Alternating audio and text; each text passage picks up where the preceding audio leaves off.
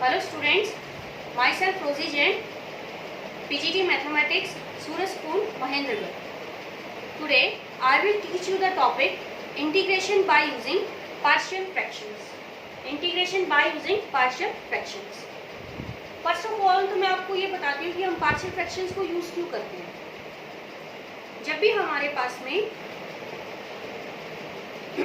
Rational integrant हो और उसके डिनोमिनेटर में लीनियर फैक्टर्स दिए गए हो या फिर ऐसे फैक्टर्स हों सेकेंड डिग्री के जो इररिड्यूसिबल हो, तो हमें उनको इंटीग्रेट करने से पहले पार्शियल फ्रैक्शंस में कन्वर्ट करना चाहिए और उसके बाद उनकी इंटीग्रेशन करनी चाहिए.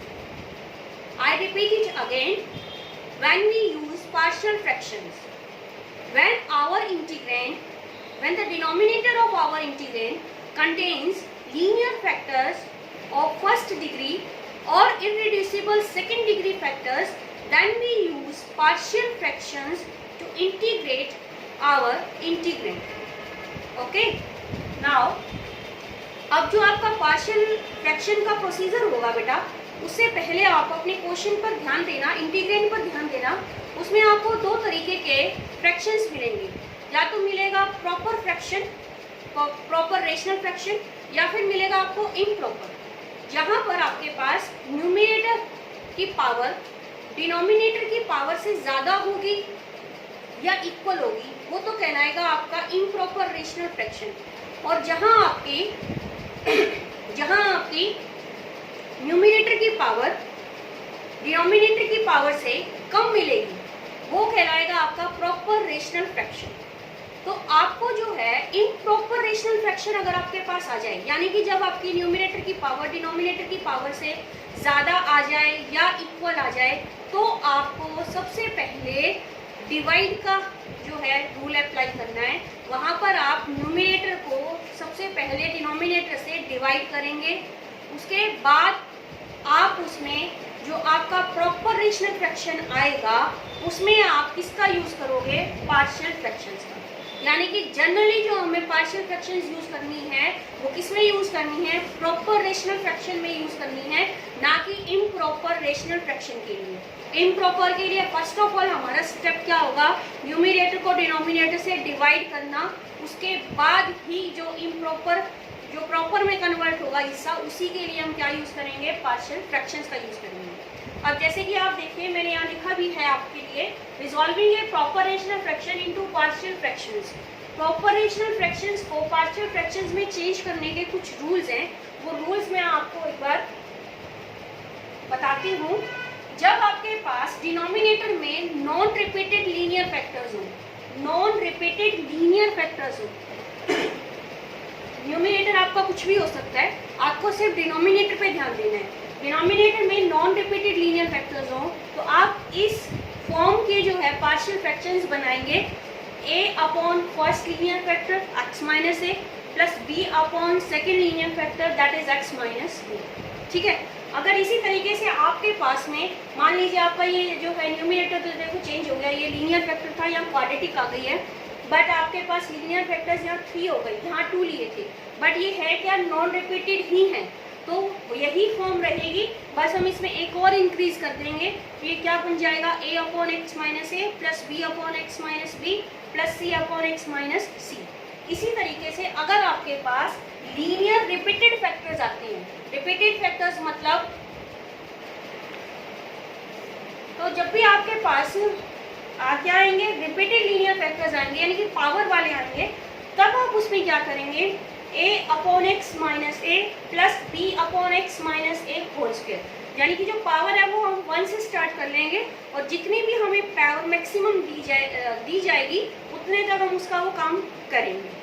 नेक्स्ट है आपके पास में इसी तरह से अगर मान लीजिए रिपीटेड लीनियर फैक्टर्स के साथ में एक नॉन रिपीटेड लीनियर फैक्टर आ जाए, तो वही प्रोसीजर रहेगा आपके पास में. पहले आप रिपीटेड का काम कर लीजिए, a upon x minus a plus b upon x minus a का होल स्क्वायर. फिर ये जो नॉन रिपीटेड था इसके लिए हमने कर लिया c upon x minus b. ठीक है. फिर लास्ट में अगर आपके पास डिनोमिनेटर में आ जाता है irreducible second degree factor, irreducible जिसको आगे फैक्टराइज नहीं कर सकते, इस तरह का अगर कोई फैक्टर आ जाता है आपके पास में, चाहे साथ में लीनियर फैक्टर हो या ना हो वो क्वेश्चन पे डिपेंड करेगा। तो उसमें अगर आपको बनाने हैं पार्शियल फ्रैक्शन तो इस फॉर्म के होंगे। देखो लीनियर था तो मैंने ए का यूज़ किया है, बट अगर आपके पास इररिड्यूसिबल सेकंड डिग्री फैक्टर है तो आप वहाँ पर न्यूमिनेटर में क्या यूज़ करेंगे बेटा, बी एक्स प्लस सी। ये जो b और c है ये तो चेंज भी हो सकते हैं अकॉर्डिंग टू क्वेश्चन। अगर हमें b की कंजप्शन पहले कर लिया तो ये हो जाएगा सी एक्स प्लस डी, c भी कंज्यूम हो चुका है तो वो हो जाएगा D x plus E. But आप ध्यान रखेंगे कि यहाँ पर जो वेरिएबल की पावर है वो एक कम होकर यूज़ कर रहे हैं हम। यहाँ सेकेंड डिग्री पावर थी, यहाँ वेरिएबल की पावर क्या है, 1 है। तो ये फॉर्म याद रखिएगा, डी एक्स प्लस सी कब अप्लाई करना आपको, जब आपके पास इररिड्यूसिबल सेकेंड डिग्री फैक्टर होगा डिनोमिनेटर में। किसके डिनोमिनेटर में, प्रॉपर रेशनल फ्रैक्शन की डिनोमिनेटर में। Now we will start some questions to understand this topic more clearly.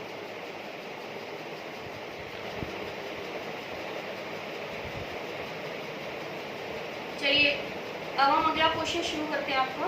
जो फर्स्ट क्वेश्चन है हमारा, यहाँ पर देखो जो मेरा इंटीग्रेंड है वो है प्रॉपर रेशनल फ्रैक्शन, क्योंकि इसमें पावर 1 है न्यूमिनेटर में और इसकी टोटल पावर आएगी 2। तो अब हम इसको सॉल्व करने के लिए, इसको इंटीग्रेट करने के लिए सबसे पहले इस इंटीग्रेंड का, इस प्रॉपर रेशनल फ्रैक्शन का क्या करेंगे, पार्शियल फ्रैक्शन बनाएंगे। तो पार्शियल फ्रैक्शन बनाते वक्त यहाँ मैंने ध्यान दिया कि डिनोमिनेटर में जो है वो नॉन रिपीटेड लीनियर फैक्टर्स है। तो इसके लिए फॉर्म क्या होगा मेरा पार्शियल में, a upon x plus 2 plus b upon x plus 3, a upon x plus 2 plus b upon x plus 3। Now take it as 1। अब ये तो था सिर्फ पार्शियल फ्रैक्शन बनाना। अब आगे सॉल्यूशन कैसे करेंगे हम क्वेश्चन में। सॉल्यूशन करने के लिए सबसे पहले हमें ये a और b फाइंड आउट करने हैं। इसके लिए आप क्या कीजिए, दोनों तरफ एलसीएम ले लीजिए। यहाँ जो एलसीएम आएगा वो x plus 2 into x plus 3 आएगा, और हमारे पास इक्वलिटी का साइन होने की वजह से ये दोनों जो हैं डिनोमिनेटर्स एलसीएम के आपस में क्या हो जाएंगे, कैंसिल हो जाएंगे। और हम आफ्टर एलसीएम जो है वो वैल्यू रहेगी हमारे पास में 3x plus 2 into is equal to a into x plus 3 plus b into x plus 2।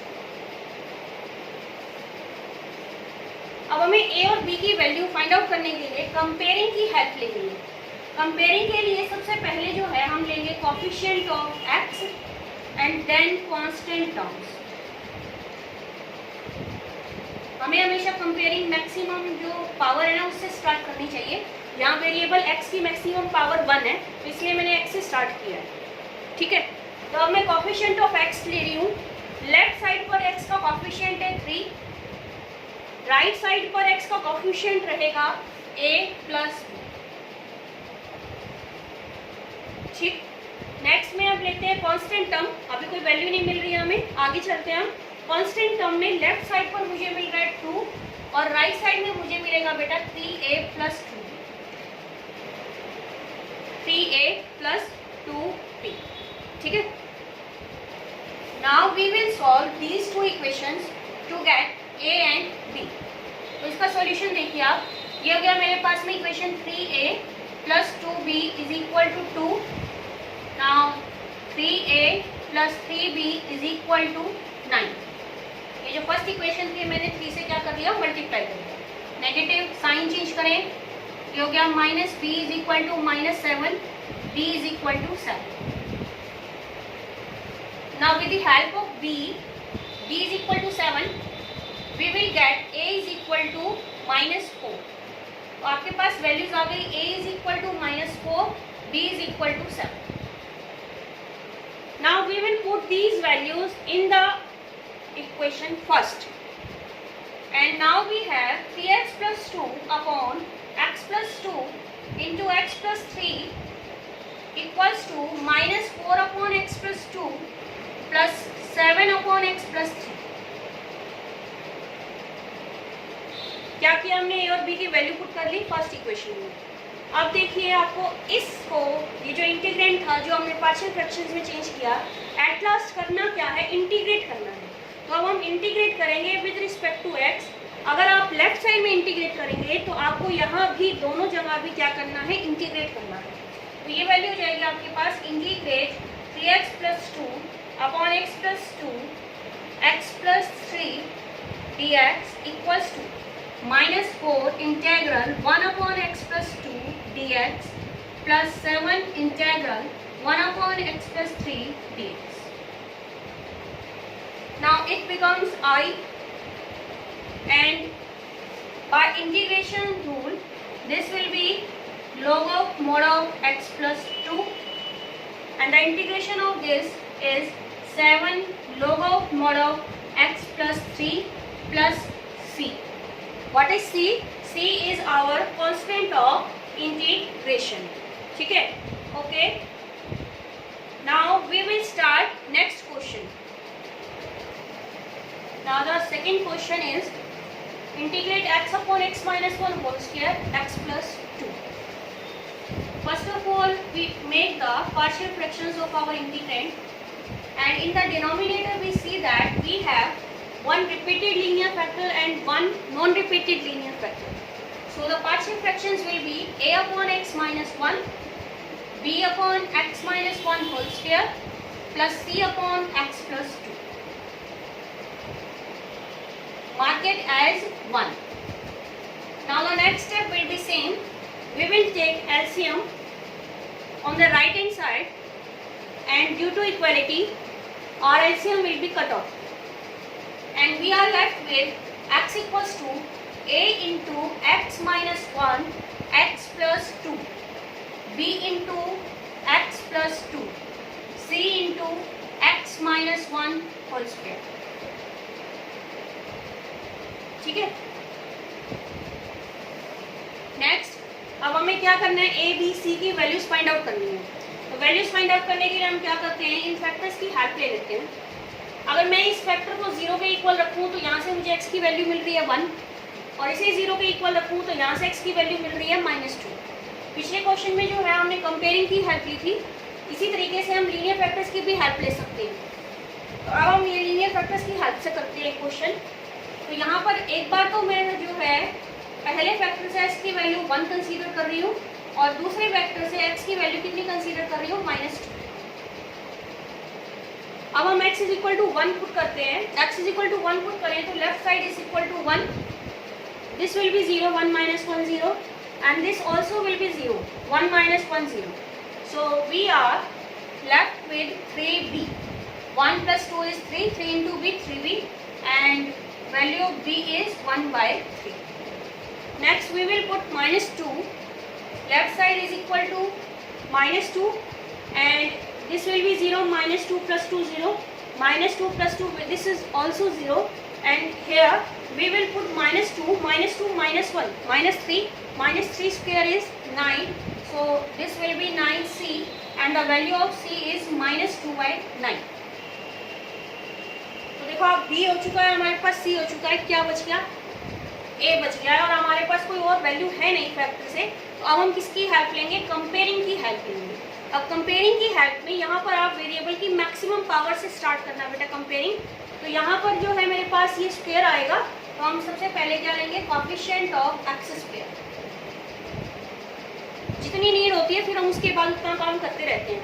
X square का कोएफिशिएंट लेफ्ट साइड पे 0 रहेगा, कुछ भी नहीं है हमारे पास में. यहाँ देखो मल्टीप्लाई करेंगे तो यहाँ एक्स स्क्वायर का कोएफिशिएंट आएगा a. यहाँ स्क्वायर का कोई भी कोएफिशिएंट नहीं है, इसको छोड़ दीजिए. यहाँ हम मल्टीप्लाई करेंगे तो एक्स स्क्वायर का कोएफिशिएंट आएगा c. तो जो a की वैल्यू है वो हो गई -c, दैट मीन्स 2/9. अब देखिए हमारे पास a, b, c तीनों की वैल्यू आ चुकी है. तो फर्दर हमें कुछ और कंपैरिजन या वैल्यूज पुट कर देखने की ज़रूरत नहीं है. बस अब हम ये a, b, c जो है ये हमारी फर्स्ट इक्वेशन में पुट करेंगे. तो x upon x minus 1 whole square into x plus 2 becomes 2/9, 1 upon x minus 1, 1/3, 1 upon x minus 1 whole square, minus 2/9, 1 upon x plus 2. ये तो क्या किया हमने, फर्स्ट में a, b और c की वैल्यू जो थी वो क्या कर ली, पुट कर ली. फिर आपको मैंने कहा था कि मेन काम हमारा क्या है, इस इंटीग्रेंड को इंटीग्रेट करना. तो अब हम क्या करेंगे, दोनों तरफ with respect to x integrate करेंगे, और इसी स्टेप पर कर लेते हैं हम. यहाँ हमने क्या किया, हर एक टर्म को अलग अलग से क्या कर लिया, with respect to x integrate कर लिया. ये जितनी भी वैल्यूज थी ये आपकी जो थे कांस्टेंट कोएफिशिएंट्स थी, ये बाहर ही रखे हैं हमने। ये तो बन गया हमारा इंटीग्रेंड आई, यहाँ इंटीग्रेट किया हमने तो ये आ गया बेटा 2/9 log of mod of x minus 1 and this will be by power rule, इसकी जो इंटीग्रेशन होगी और वो आएगी नेगेटिव ऑफ 1/x माइनस 1। और यहाँ पर फिर से आपके पास आ जाएगा -2/9 log of mod of x plus 2 and plus c is the constant of integration. Next जो है आपके पास में अब 2/9 देखो, इनमें वैल्यू जो है वो कॉमन है और log में ये डिफरेंस आ रहा है, तो ये जो log में डिफरेंस होगा ये किस में चला जाएगा बेटा, डिवाइड में चला जाएगा। -1/3 1/x minus 1 plus. Now this is our second question which gives repeated linear factor and one non-repeated linear factor. Now we will do next question. Now students, in the third question the integrand is x upon x plus 1 into x square plus 1. Here in the denominator we have irreducible second degree factor. So its partial will be a upon x plus 1 plus bx plus c upon x square plus 1. Next step, we will take the LCM and after LCM we will have a into x square plus 1 bx plus c into x plus 1. Here we have multiplied bx square plus bx plus cx plus c.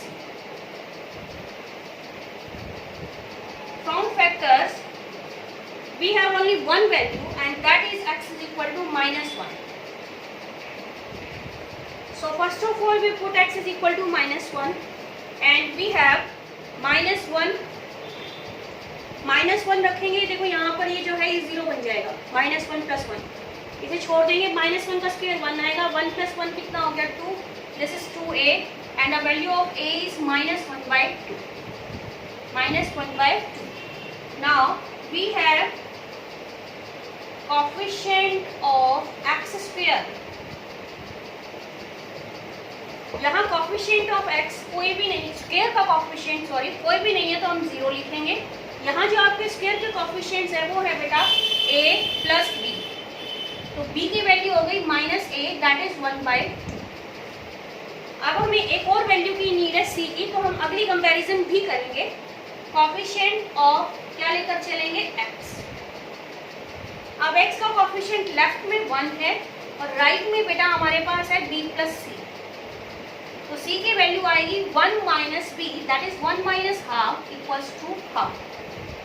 Now we will put this values a, b and c in the first equation and we have x upon x plus 1 x square plus 1 minus 1/2 x plus 1 upon x plus 1 1/2 x plus 1/2 x square plus 1। अब a, b, c की सभी values हमने first में put कर दी है। Next step होगा हमारा इसको इंटीग्रेट करने का विद रिस्पेक्ट टू x, और ध्यान रखिएगा जब आप यहाँ इंटीग्रेट करेंगे तो b और c की जो टर्म्स हैं वो अलग अलग स्प्लिट कर कर करेंगे। तो ये हो गया आपके पास में x upon x plus 1 x square plus 1 dx -1/2 integrate 1 upon x plus 1 dx 1/2 x upon x square plus 1 dx 1/2 integral 1 upon x square plus 1 dx। Now see the second part. Here we have x in the numerator and x square plus 1 in the denominator. Its derivative is 2x. Derivative of denominator is 2x. So what we will do? We will multiply and divide by 2 to make its derivative in the numerator. And on integration we will have -1/2 log of mod of x plus 1 plus 1 by 4 log of mod of x square plus 1 plus 1 by 2 tangent inverse x plus c. So this is our question in which we have irreducible second degree factor. Okay, goodbye students.